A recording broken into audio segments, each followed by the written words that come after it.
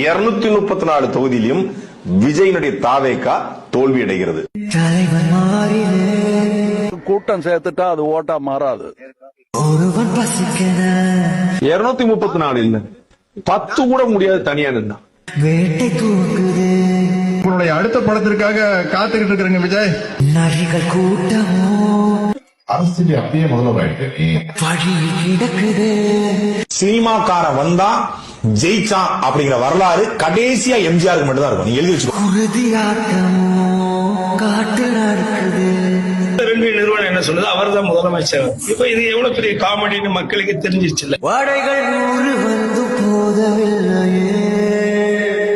உன் பேரையே முழுசா உன்னால சொல்ல முடியாது. சொன்னா பாதி பேர் ஓட்டு போட மாட்டான். சி ஜோசப் விஜய் எனும் நான்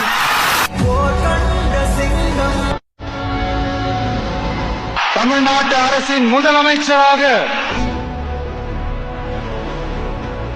உறுதிமொழிகிறேன்.